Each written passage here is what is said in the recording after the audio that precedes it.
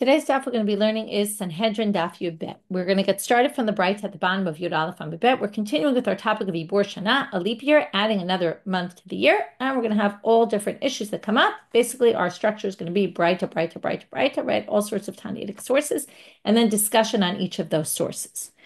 Tanu Rabbanan, starting from the very bottom of Yud Aleph Amud Bet, Ein ma'ablin et hashana b'shnei ra'avon. You can't do it when there's a famine. Tanya, why is that, by the way? Let's explain. Because you had to wait until the bringing of the Korban Omer, which would permit the people to eat from the new grains. Now, if they can't eat from the new grains, they're going to be starving and have to wait a whole another month. There's already so little crops, we should let them as early as possible. So you can't add another month. Tanya, Rebbe Omer. So Rebbe says in the Braita, V'ish, we're now going to have a source for this. Talking about the times of Elisha, there was a famine, Elisha the prophet, there was a famine, and Ishba, person comes, Mibal Shalisha, from this place. Soon we'll learn about it there in this place. The crops would ripen the fastest. So he brought his bread, and he brought these 20 loaves of bread made of barley. As I said before, this is the place where things ripen the quickest. And what do you see? All he brought was the first of his fruits, and all he brought was the barley bread. That was it. Nothing else was ripened. What does that show? It shows, well, the other thing it shows is we're going to see he was eating from the new grains, which means it was already after the Korban Omer was brought on the second day of Pesach, which means it was late in the season, and yet it was still winter because not all the crops were ready. Now, it was also a famine. So what do you learn from here? In the time of a famine, you can't add an extra month. You make things, right, you allow Pesach to be earlier than normal. And let's go on and let's just explain. Shema tomar chitim, maybe you think it was also wheat. Talmud lomar seolim, but it says barley. It was only barley. Nothing else was ripe. Shema tomar lifnei omer, maybe you think it's before the korban omer, but it's not just he brought them. Talmud lomar tein la'am v'yochelu. What Elisha tells him is give the people, they'll eat. And then there ended up being a miracle that there was enough food for everybody to eat. So you see they were eating it. So it clearly was from the new crop. It was the barley. It was the only crop that was new. That means it was early in the season, and it means that it was also after the Omer. So Achara Omer Haya and more Me'ata. What do we learn from this? Seems like it was supposed to be a leap year. And why didn't he make it a leap year? Because it was a famine. And everyone was going to the threshing floor to eat whatever there was, and he couldn't push them off. Tanu Rabbanan.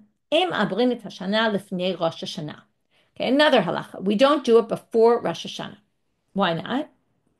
So Rashi explains what it means. First of all, we don't do it in Yoshvim Beit Din. The Beit Din doesn't sit before Rosh Hashanah to figure out should we make this a leap year. And when do you always add the leap year? Always in Adar. It's not like they were going to add it then anyway. But you can't decide in the beginning of the year, even though presumably you could really figure out before Rosh Hashanah that next year it's going to be very late. But you don't sit to figure that out at that point. Why is that? Number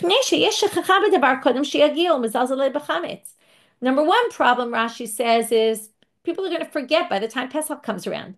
And then they're going to end up eating chametz on Pesach because they're going to celebrate Pesach in the wrong year. So, in the wrong month. That's one option. The Yad Ramah adds a different reason, which is maybe if you do it before Rosh Hashanah, people will think that you're adding a month.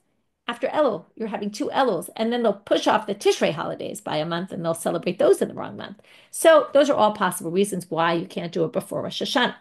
After Rosh Hashanah already, we're not so worried you're going to forget because it's not so far off, and we're not so worried you're going to mess up the Tishrei Chagim.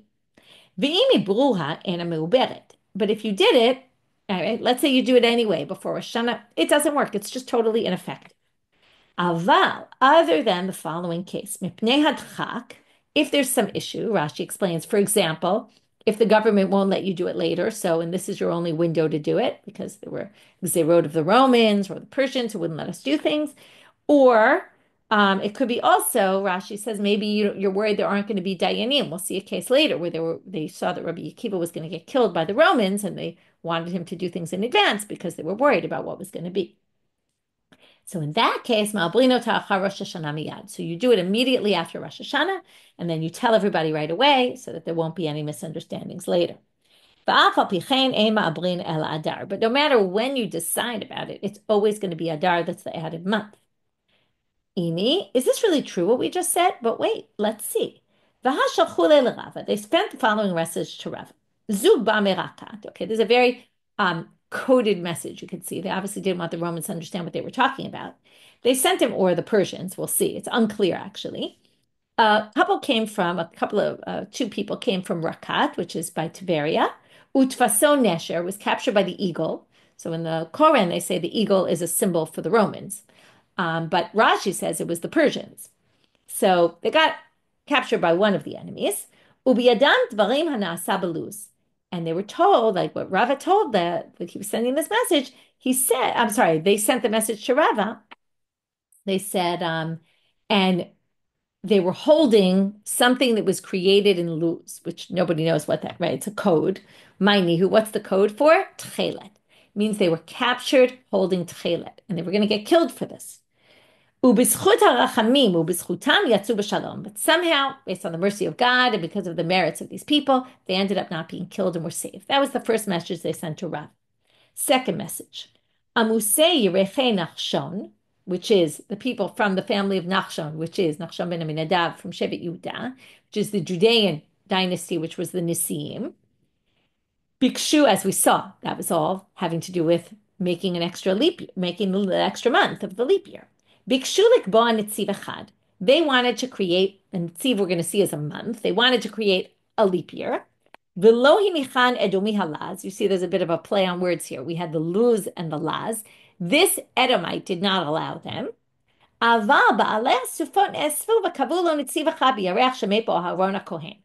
they wouldn't allow him to do it. So what did they do?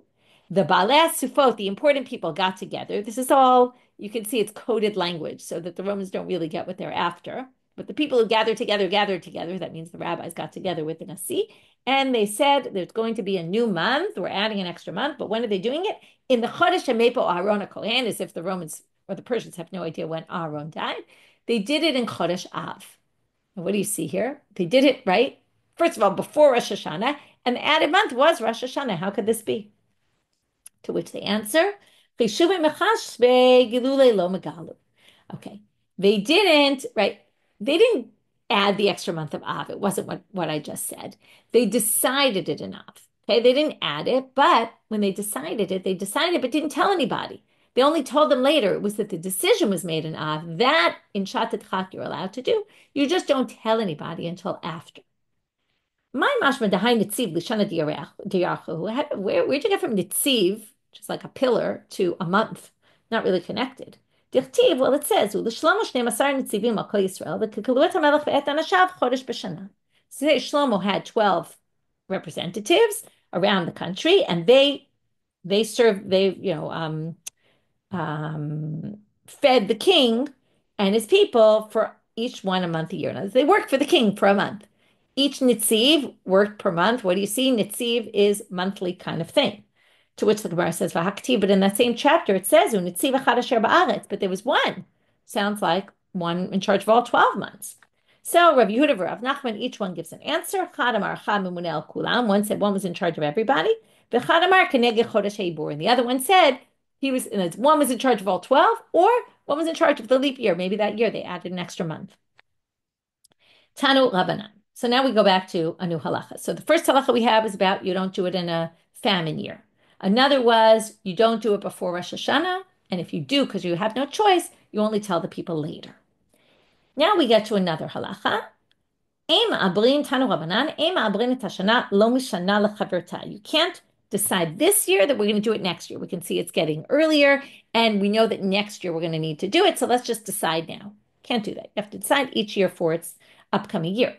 And you can't do it 3 months in a row, 3 years in a row. You can't say we're going to do this year, the next year, and the next year. You can't decide, even at the time, each year, you can't do 3 years in a row. Okay, we now have 7 years out of 19, and it's never even 2 years in a row. Amar Rabbi Shimon. Rabbi Shimon says, wait, Ma'aseh Rabbi Akiva shaya chavush bebeit hasurin. V'hiber shalosh shanim zo achar zo. Rabbi Akiva was in the Beit Hasurin, and he did 3 years in a row. So, what does it mean he did 3 years in a row? Well, they think it means that he determined that the next 3 years are going to be a leap year, as if like we got really off and we need to fix it. But Amru lo misham raya, from there's a proof? No. Now, when Rabbi Akiva was in the Beit Asurim, what was the problem? They thought the Romans were going to kill him, which is in fact what happened. So what they do, we're going to see, Beit Din yashvu v'kavu achat achat bizmana. It wasn't like we thought that it was 3 years in a row. It was he determined which years going forward are going to be the new moon, and then but they didn't do it all at once. That would be a problem with the first part of that Braita. Don't do it this year for next year. But they took into consideration all the considerations that he said. And when it came time, they did what he said. Okay, but each year in its time. And it wasn't 3 years in a row. It was just kind of determining when the next 3 leap years were going to be. Tanu Rabbanan. This connects with the first halacha we learned today. We don't do it in the Shemitah year because the Shemitah year, we don't want to push off people eating from the new grains. They already have less to eat from. So we're not going to limit them even more. And also the year after the Shemitah year, because the year after the Shemitah year, there's also not a lot of stuff growing.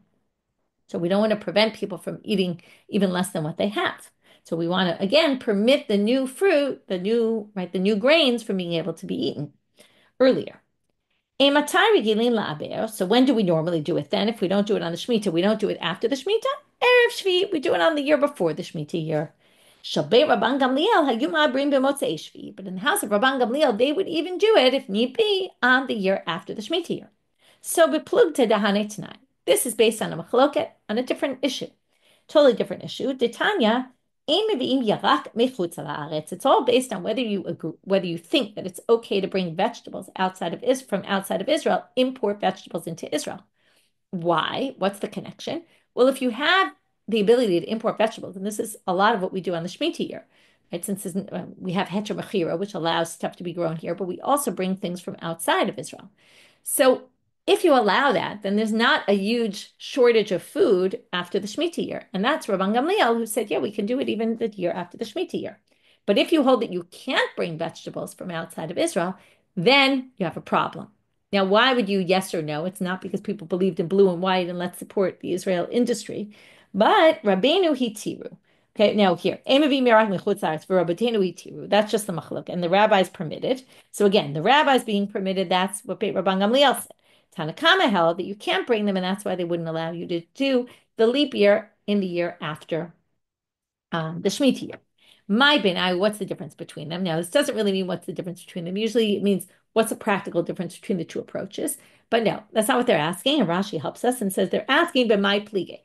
What's the root of the debate about the vegetables? Since we understand how the vegetables might affect our ability to determine is this going to be a leap year or not right after the Shemitah year. But what's the basis of the machloket about whether you can bring vegetables into Israel or not from abroad, whether you can import? Now we're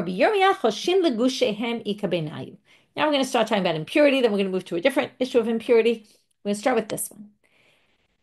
The rabbis decreed that any land outside of Israel was going to be impure. Impure, why?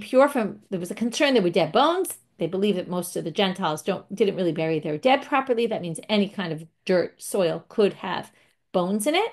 Now, technically, Gentiles' bones are not matame. Okay, they don't carry impurity, but the rabbis decree that they do for various reasons. We won't get into them now. But because of that, they said any soil that comes from outside of Israel, there's a concern that it might be impure because there might be dead bones mixed in. So the question is, when we bring vegetables from outside of Israel, are we chosheshin legushehen? Okay, Rabbi Yehuda says chosheshin legushehen ikabenai. Are we worried that they're going to come with clods of earth that are going to be with these bones and they might bring impurity? Rashi says they're going to bring impurity, which is matame ba'oel. Tosfos says it's not matame in an ohel. It's matame magal masa, and Tosfos doesn't really understand where Rashi gets off on talking about tum of ohel. Okay, tumat eretz amim seems to be really an issue of maga masa. By touching it, you become impure. Anyway, that's just a side issue. That's good to know Rashi and Tosfos disagree with this. But the point is, are we worried that these clouds of dirt have bones in them, and then we have to worry, and therefore don't bring them in at all? And that's the opinion that says we're not allowed to bring in vegetables. But those who say you can bring vegetables say we're not worried that there are going to be these clods of earth that are going to come with bones in them. That's already, nothing we really need to worry about. New bright and new halacha. This is the one that's a little more complicated for today. Will take us a lot longer to get through. Tanu Rabbanan, Ein ma'abrin et hashana mipnei hatum'ah. We do not add a leap year because of impurity. What kind of impurity are we talking about here? Not dead bones or anything. We're talking about people who are impure and can't do Korban Pesach on time. So we don't push off if the majority of the people, let's say, are impure. We don't say we're going to push off and add another month because of that, so that the people can bring the Korban Pesach in a state of purity. Rabbi Yehuda Omer, Ma'abrin, Rabbi Yehuda has the opposite approach. Okay, the rabbis say, Tanakama says, no way, no how. Rabbi Yehuda says, no problem at all. Amar Rabbi Yehuda, in fact, Rabbi Yehuda says, and you're going to see this doesn't really prove his opinion, and we're going to have some issues with this later, to the extent that we're going to reread this entire Braita later in a different way. Maaseh b'Chizkiyahu melech Yehuda, there was a case of Chizkiyahu, the king of Judea, she'iber et hashana mipnei hatumah, u'bikesh rachamim al atzmo. This is talked about in Sefer Divrei Hayamim. Well, it doesn't exactly say he made a leap year, but we're going to assume this has to do with a leap year, at least some of the opinions. He pushed off Pesach. For what reason? Because he was worried about people being impure. Rashi explains what was the issue of the impurity. Well, his father, Achaz, had a lot of avodah zarah. People were worshiping idols and they had to purify themselves. Chizkiyahu did a whole reformation. The people returned, repented, and they needed time to become pure again. So he pushed it off and added an extra month to give everybody time. But then, bikesh rachamim al atzmo, but then he prayed for mercy, as it says in the pasuk, tichtiv. Now, this is what we have written, and this is from where they're going to get that he made a mistake by doing Yibor Shana. And the problem is that if you remember, Rabbi Yehuda says you can do it because of Tumah, and it seems like he did it because of Tumah, and it was a problem. That's why Rabbi Yehuda's doesn't really make so much sense right now. Because the majority of the people from Ephraim, Menashe, Yisachar, and Zvulun were not pure. Turning out to Amabet, because they ate the Pesach not like it was said. Now, it's not clear what they did wrong, but it seems they weren't pure, right? They weren't pure when Pesach came. Why? Because he pushed off Pesach and they did it all wrong because he added this extra month in order to get them to be pure. And then it says, and then you see Chizkiyahu was to do this whole prayer to ask for mercy because something was wrong about it. So that's what we're going to see that Rabbi Yehuda says Chizkiyahu was wrong in pushing off the month, adding another month, pushing off Pesach because of Tumah. Rabbi Shimon Omer, third position. So we had no doing Yibor because of Tumah, yes doing Yibor for Tumah, even though Rabbi Yehuda said yes, ends up bringing the story where it seems to say it was a problem. Rabbi Shimon explains that the story with Chizkiyahu had to do with Yibor Shana, but it was a different issue. It wasn't that he added an extra month. If you did it because of Tumah, it actually sounds like you shouldn't do it, but it's effective if you did do it. So why did he ask for mercy? What did he do? He added another month of Nisan. Now, you can't do that. You can't do Ibor after Nisan. She'ein ma'abrin, right? You only add Adar. You don't make two Nisans, you make two Adars. And he made two Nisans. Rabbi Shimon ben Yehuda Omer, Mishum Rabbi Shimon, a different explanation for Chizkiyahu. This has nothing to do with the leap year issue. Okay, the first three had to, right, was all both, can you do a leap year or not, right? We had no, yes, and then no, but if you do it, it's effective. And then Rabbi Shimon ben Yehuda says, Mishum Rabbi Shimon, he actually says in the name of Rabbi Shimon, who we saw before, but he has a different explanation for what Rabbi Shimon said. His problem was, he allowed the people, he said to them, do Pesach Sheni since you're impure, and that was wrong. Okay, why that was wrong, we're going to get to soon, because now we're going to start going through this Braita part by part. And we're going to start with Rabbi Yehuda, and they're going to raise a different problem with Rabbi Yehuda, and then they're going to raise the same problem that we raised before. Amar Mar. So Amar Mar is a when we quote, usually it's from a Braita, as opposed to a Gufa, which is usually something an Amora said. Gufa, they both really mean the same thing, and we're going to use both of them today. That's why I'm pointing it out. And we're going to go back to something somebody said, and now we're going to go in depth. Amar Mar could be on Amoraim, but it's often on Braito like it is today. So Amar Mar, let's quote from before. Rabbi Yehuda Omer Ma'abrim. So Al Me'it Le Rabbi Yehuda. Now, if Rabbi Yehuda holds Ma'abrim, we can push off because people were Tamei, it must mean that he holds Tum'ah Dechuyahi B'tzibor. What happened? Now, here's a whole big issue that we've learned about before, but probably not for a while. Tum'ah Hutra B'tzibor means, or Tum'ah Dechuyah B'tzibor, it means that if the majority of the people are impure, or the majority of the Kohanim are impure, then we allow communal sacrifices to be brought in the temple anyway. So if you say that we push off and we make another leap year, that means that even though, and presumably, why are we doing it? Because the majority of people, we're not going to do this for the minority, we're doing it because the majority of people. That means that there's a reason to push it off, even though the people are impure. And even though you're allowed to bring it, bituma, we'd still prefer you not to. That's called tuma dechuyahi. That means it's override. We override the tuma and we permit it, but it's still there and we shouldn't ignore it. Meaning, if you have a better solution, do a better solution, add another month. That's tuma dechuya. It's pushed off. It's overridden. If you say it's hutra, it means it's perfectly permitted. It means there's nothing even wrong with tuma. If the majority of people are tamei, it's as if they're all tahor. Okay, it's like magic almost, but we just view it as if everyone's tahor, and it's not even a problem. There's no need to even add an extra month. So let's go back to Rabbi Yehuda. If he says we make a leap year, that must mean he thinks that there's a need to make a leap year. That would only be if we say tuma dichu yabit sibur. So that's the first inference we make from Rabbi Yehuda. And that's going to be a problem because Hatanya, Rabbi Yehuda says somewhere else in a Braita that tuma is hutra b'tzibur. Let's see the context. And we're talking about the tzitz, which is the head plate that the Kohen Gadol wore, and he wore it whenever he was working in the temple, other than on Yom Kippur. When he worked on Yom Kippur, or maybe he just took it off sometimes, but when he worked on Yom Kippur and he went inside to the Kodesh Kodeshim, he would always switch his clothes every time he went inside, and he wore the regular clothes of a regular Kohen. He wasn't wearing the tzitz when he went inside. So now we're going to talk about the tzitz in general, and then we're going to talk about the tzitz on Yom Kippur. Bahatanya, tzitz. Okay, the first opinion is Rabbi Shimon. Tzitz ben sheyeshno al mitzcho, ben she'eno al mitzcho meratzeh. The purpose of the tzitz, this head plate that the Kohen Gadol wore that said Kodesh LaHashem on it, had the Shema Mefurash, the special name of God. The Kohen, it was there for the purposes of atoning for impurity, like a sacrifice that was brought with impurity. Either the sacrifice was impure or the people were impure. It was to atone for that. And it atones according to Rabbi Shimon, whether it's on his head or whether he's not wearing it. Comes Rabbi Yehuda and says, no way. Amar, Rabbi Yehuda omer, odo mitzcho meratzeh. Ein odo mitzcho eno meratzeh. It has to be worn for it to be effective. If it's not worn, it's not effective. To which Amar lo Rabbi Shimon says, well, then what's the case on Yom Kippur? Kohen Gadol b'Yom Kippurim yochiach. I'll prove it to you. Sheino mitzcho meratzeh. Of course it atones for any, right? It's going to atone of, you're not going to have the biggest, most important day of the year, and the tzitz is not going to atone for something that was done improperly. Amar lo Rabbi Yehuda, hanach liyom kippurim shetuma ekcha b'tzibur. You don't even need atonement for impurity. If the sacrifice was done with impurity on Yom Kippur, everything's communal sacrifice, then it's tumahu tra b'tzibur. It's the purposes of the community. We're going to override it entirely. It's just permitted. And therefore you don't need the tzitz. And that's why the Kohen Gadol doesn't wear it, because there's no need for it. So what do you see here? Rabbi Yehuda says explicitly, tumahu tra b'tzibur, and that goes against the inference from our Mishnah, from our Braita. To which the Gemara, kind of before answering the question, says, well, I have another question, which is going to lead me to my answer, which is what? The question I asked, which is, according to what you're saying, tikshalach gufa. If you read the Braita in this way, you have a bigger problem. Rabbi Yehuda omer ma'abrin, va'amar Rabbi Yehuda ma'aseh Chizkiyahu melech Yehuda she'iber et hashana mipnei hatumah u'bikesh rachamim al atzmo.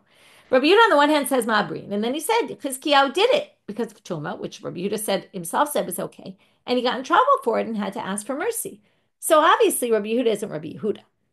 Ella, so let's go back now to our three opinions. We're going to reread each of the three opinions. We started with the Tanakama says it's totally not okay.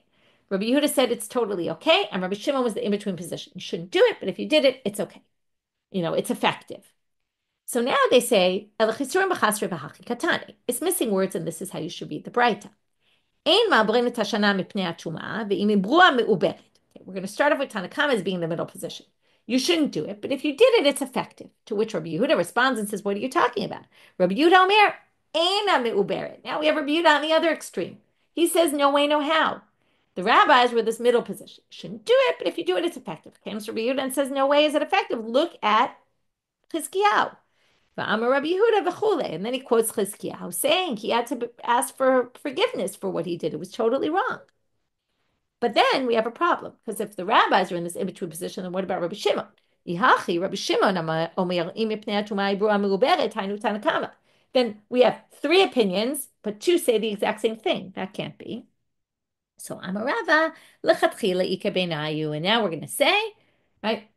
Whether you can do it ideally is the difference. And Rabbi Shimon actually says, even though we have Rabbi Shimon saying, if you did it, if it's effective, Rabbi Shimon's actually saying, you can do it milachatchila, what we thought Rabbi Yehuda said. You can be ma'aber shana. And the rabbi said, you can't, but if you do anyway, it's okay. Again, for the purposes of impurity. Tanya Namihachi, and in fact, this reading of the rabbis and Rabbi Shimon is found in this braita. You can't add an extra month. Ideally, Rabbi Shimon Omer ma'abrin. So the rabbis say don't do it, ideally, but if it sounds like if you did it, it's effective. And Rabbi Shimon says you can do it. So if that's the case, why did Chizkiyahu ask for rachamim? And that matches what Rabbi Shimon said, that it didn't have to do with that he added a month, it was when he added the month. Right? You only can do Adar, and he added Nisan instead. He added 2 Nisans instead of 2 Adars, and that was his mistake. Had nothing to do with whether or not you can or cannot add an extra month. So that was a while of dealing with this braita, of dealing with what are the 3 opinions, and we actually changed all 3 of them because something in the braita didn't make sense. We had 2 issues. One is Rabbi Yehuda contradicted himself in a different source, and Rabbi Yehuda contradicted himself in the braita. Now we're going to continue to go through parts of this braita. Amar Mar, another quote from the braita, She'ema brin ela Adar, v'hu iber Nisan b'Nisan. You can only do Adar, but he did Nisan. How did he do that? V'leile l'Chizkiyahu, hachodesh hazeh lachem, ze Nisan ve'en achar Nisan. What? Does he not hold hachodesh hazeh lachem, and the drasha being, right, which is Nisan? That's Nisan, and you can't add another month after Nisan. In other words, Nisan is always the first month. It can't be the first and the second. Ta'ah b'deshmuel. Well, he was confused by this halacha of Shmuel. It wasn't that he really thought you could add another Nisan after Nisan, but Amar Shmuel, the 30th of Adar could also be potentially Rosh Chodesh Nisan. And Shmuel said, since it could be Rosh Chodesh Nisan, you can't decide on the 30th of the month, never wait for the last minute. It's too late. It's too late to decide to add another month because it could have potentially, since it could have been the first of Nisan, you can't make that day Rosh Chodesh Adar Sheni. And you can, but you can't decide on that day. Since it could have been Nisan that day, you can't decide on that day to add another month. And what was his mistake then? Chizkiyahu. Obviously, Shmuel lived after him, but it means what he talked about that we assume existed before. Okay, this is a way, by the way, of imposing, right, superimposing the opinions of the rabbis on earlier generations. So he held, we don't say ho'il v'ra'oi, because it could have been Nisan, but we didn't make it Nisan. So yeah, we can still say on that day, we can turn it into and say we need to make a new month today. Tanya Namihachi, here's a braita to support this reading that we just said. Aim Abrinit to this din of Shmuel, actually. Okay, since it could have been Nisan, we're not allowed to do this. So it's another ruling that we get to, because we were talking about this, not just you can't make Nisan an extra month, but you also can't make the 30th of Nisan. You can't decide on that day that we're going to add an extra month. It's too late. Because it could have been Nisan. It doesn't look right. Rabbi Shimon ben Yehuda Omer Mishum Rabbi Shimon. Now we're going back to this other line in the braita, the last line in the braita, the last one we're going to deal with. Mipnei she'isiyat Yisrael la'asot Pesach Sheni. So what was the case here? Hechidami. Amar Rav Ashi, like, what was he thinking again? What was his mistake, and what was the correct answer, and why? Amar Rav Ashi, Kigon shayu Yisrael mechzet tmeim u'mechzet torim. They were half tamei and half tahor. Rashi adds, because otherwise the continuation makes no sense, it really means it wasn't half-half. It was more that there were more men who were impure than pure, which should lead us to say Tumahu Trabet Sibur, and you could bring the Korban Pesach anyway. And then you don't push off the majority of the people to Pesach Sheni. That Pesach Sheni is only for individuals. It would have to be less than half. But what was the issue? But the women there were more pure women than men. And if you added the women to the picture, you ended up with more people tahor than tamei. And that's why Chizkiyahu pushed off the men. He thought that the women were part of the count, pushed off the men to Pesach Sheni. So mi'ikara savar, in the beginning he thought, nashim b'rishon chova. He thought, and Rashi tells us, this is a machloket in Pesachim, on daf tzadi aleph amud bet, about whether women are obligated in the Korban Pesach or not. So first Chizkiyahu thought they were obligated. And if they're obligated, then they're part of the count. So then what do you have? The minority are tamei, because the women, their numbers pushed the majority, to become pure. And miyutam itchu lePesach Sheni. So whoever was left, who was impure, was pushed off to Pesach Sheni. That's what Chizkiyahu said at first. Ulabasaf savar, but then he realized that Nashim Barishon Rishut. He decided that he's holding by the other opinion that women, it's actually not obligatory to do the Korban Pesach. And then Havalu Tmeim Ruba, Uruba lo Mitzchei Pesach. And then we only count the men because they're the only ones obligated, and they're the majority. Their majority is impure. That's why you have to say it wasn't 50-50. The majority of the men were impure, and therefore they weren't supposed to be pushed off to Pesach Sheni. That was his mistake, according to this last opinion.